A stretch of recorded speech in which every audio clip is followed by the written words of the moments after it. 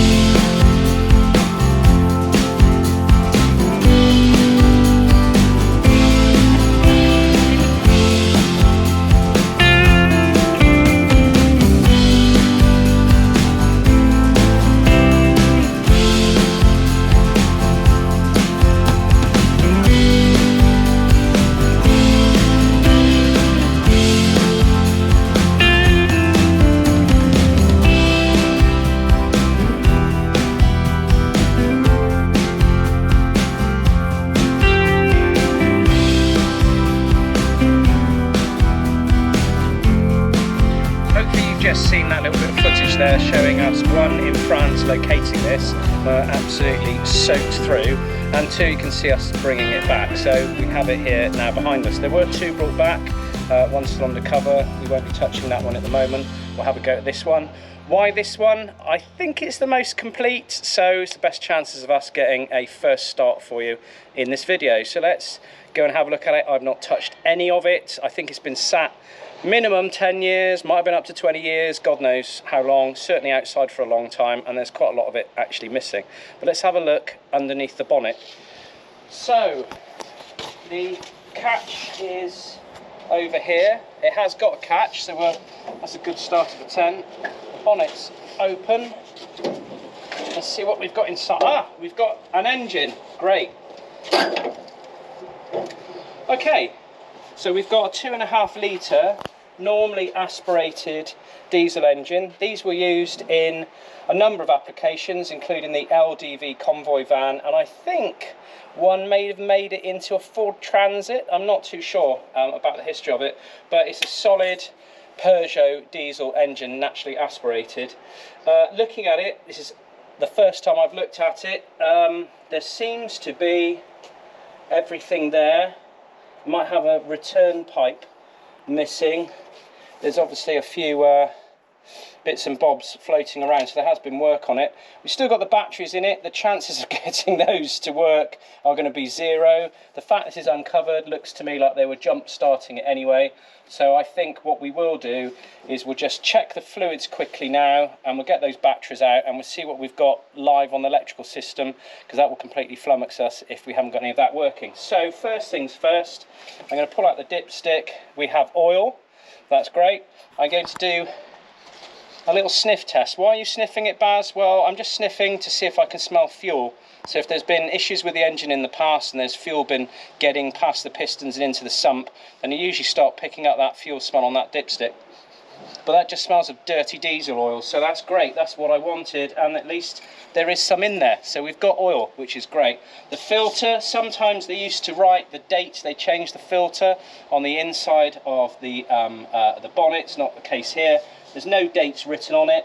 It's a non-original filter. It's not a Peugeot, so it has been, all I can say is it has been changed. So what we might do is whip that off quickly, and we'll put a new filter on. We'll get Ollie underneath, and we'll drop the engine oil out, and we'll have a look at that. Meanwhile, we'll get on with getting a pair of new batteries in there.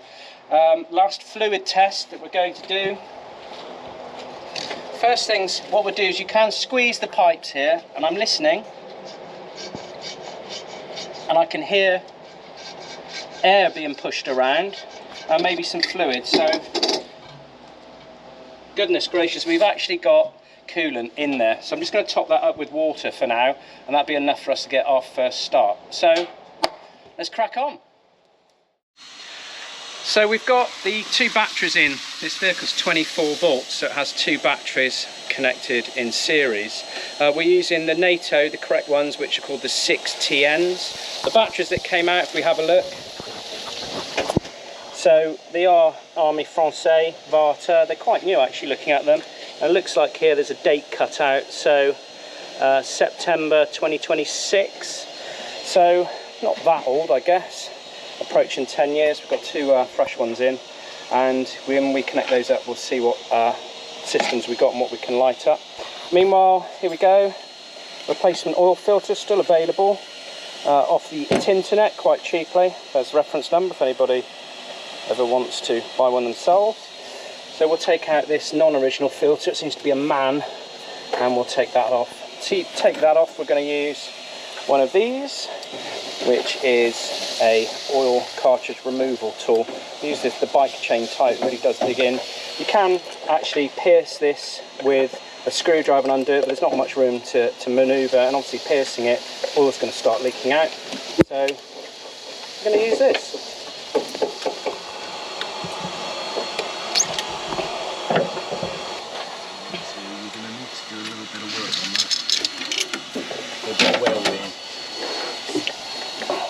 Packing it up with some cardboard. There's no oil in the oil filter. It's not great. No oil in it. Well, it's been standard for fucking years, hasn't it? I know, but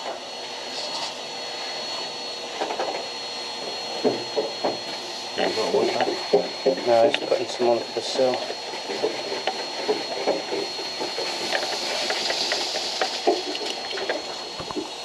New filters on. Lost my glasses somewhere. I'm going to look for them. New filters on, batteries are on. I'm just going to drop the oil out the sump now, or correction, we'll get Ollie to take the oil out the sump. Youngest member of the team has that privilege.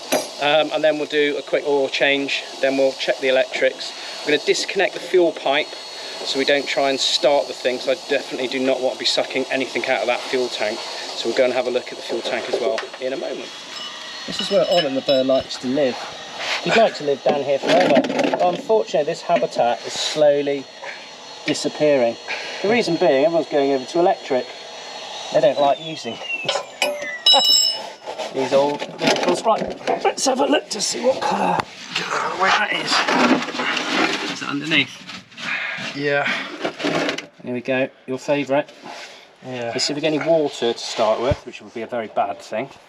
That should come out first, because usually the water will be under the oil, because oil floats on water. It feels... Excuse me. Yeah, that's fine. I'll edit that bit out. Alright, you There ready? we go. No, oil. Oh, oil, there was no water.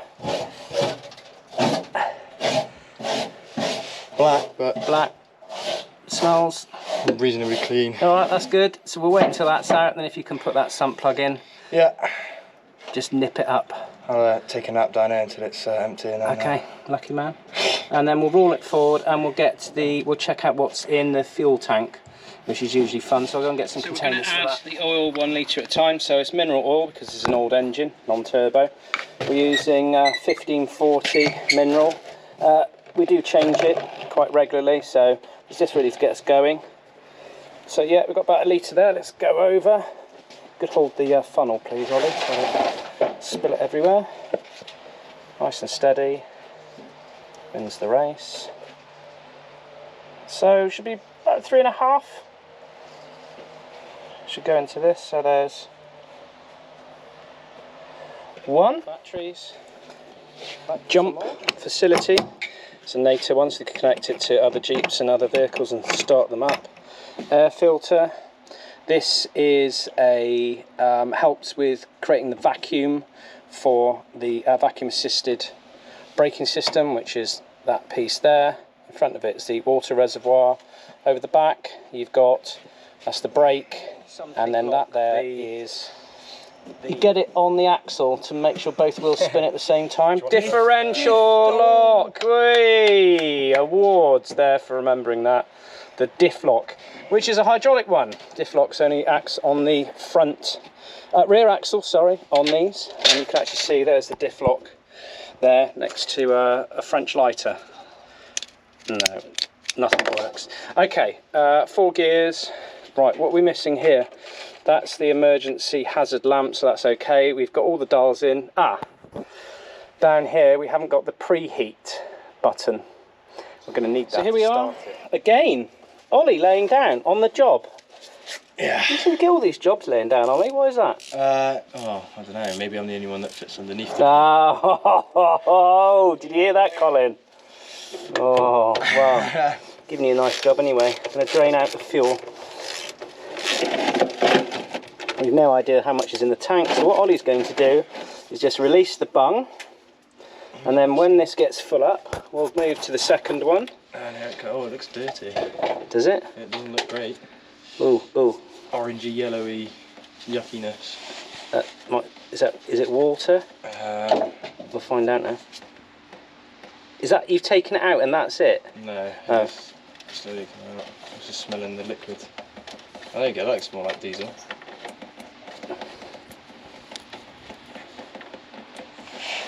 It smells like off diesel, sort of like a turpentine. Yes. Okay, so he's off and running. I'll go and get a second container in case that fills up. Obviously we don't have the electrics working, so we can't put the ignition on to know how much fuel's in it. And dipping the tank's difficult because it's quite a convoluted filler neck. It stops people siphoning fuel out of it. So. And here I am on top of the engine, and what we're trying to do is suck some fresh fuel through from the fuel tank. So we've got a good prime here. Well, just come back down here. Is it? Right, that's just pump. I'm not feeding it, so it's not getting any fuel from the fuel tank. So what we need to do is put compressed air down that end. So would you be able to get the compressor going and put the airline on it? And Sounds good. Oh, hang on. We've got stuff coming. Oh, here we go. Here we go. We don't seem to be able to get fuel through to the engine. We can do a direct feed, but it's a great shame because we've washed this fuel tank out. So my thinking is that it's not picking up the fuel at this end. So what we're going to do is we're going to take off. This is the fuel sender unit. I'll have to get a vacuum in there and just vacuum that up. Let's get that rubbish out. And then we will blow air from the engine bay through to this way and listen for the air to come through. And if it doesn't come through, it means it's blocked. If it's blocked, then we'll go on to a direct fuel feed and we'll get it going that way. But for now, we're going to get this out. So Ollie, who's behind the camera, could you get me the vacuum cleaner up and running? I can. So, just managed to blow diesel all over myself. If you have a look down in here, this is the fuel sender unit, okay? So so that's the fuel feed. Let me turn the vacuum off so you can hear me talking. That's a fuel feed, and there's a fuel return, because on diesel engines there's always a return back to the tank. Now I've undone this slightly. I've disconnected the 2 sender wires, which are filthy, and we're going to see exactly how bad it is in here. So this may be the reason why it's not picking up any of the fuel. Goodness gracious, it is all going on in here. There we go, sir, nearly there. Right, So this will probably explain why we're not picking up any diesel. That is clogged completely. Look, that's the return. It's completely clogged, and the pickup. Back around the front of the engine now. So we've cleaned out the fuel pickup filter, which was on the end of the fuel sender. Fuel sender actually seems to work. It's given us, is it half a tank, Colin? Yes. Something like that. Well, I mean, we put in 25 litres. So that's really good. Let's have a look at if we can now prime the engine. So you have to connect, just turn the pump on. Yeah. This is electric fuel pump, and we'll see if I can plug that in there. And now hopefully, within seconds, we've got fuel. It is ready to try. So we'll go in the dash. We don't have any preheat, so it will turn over quite a few times, and hopefully it will catch. That's if it does turn over. We don't even know anything about the starter motor, so let's go and try. So we'll give it ignition.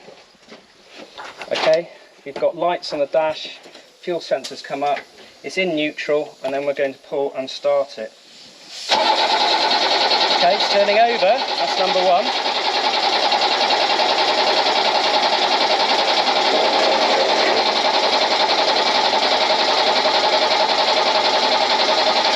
Okay, we'll just pause there and we're going to have another check. I will depress the clutch this time.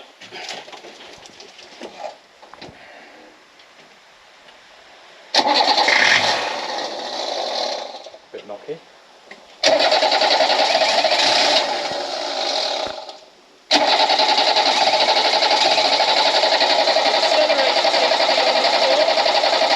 Okay. Yeah, the accelerator seems to be on the floor. So the accelerator cable isn't working. That's not attached, that's why. Yeah, might help. Yeah. Figuring out why and what.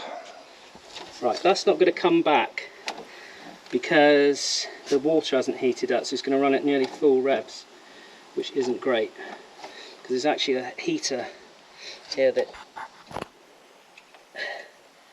Okay. Is it not just stiff? No, it could be stuck. Why is this moving? That shouldn't move. There's no bolt holding it in. So, the end of the day, unfortunately, we couldn't get it to run. We could get it to turn over, which is great. We could see we had most of the electrics, which is fantastic. We had lights, etc. The clutch and the brakes seemed to work. Can't tell the brakes weren't actually moving, but it went up and down. Starter motor was fine. Engine turned over, wouldn't start. And it was really all to do with that solenoid. To change the solenoid on these, you can do it in situ, but you have to take a lot of pipe work off. It looks like someone tried to do it before, and they'd rounded off some of the bolts. So therefore, the whole injection pump's got to come off. Probably be sent away and cleaned because of all the gunk in it. So we couldn't get it finished today. So we'll pause the video here, we'll come back and we'll be doing some more work on it. Give that another go now then, see what happens. Ignition, contact.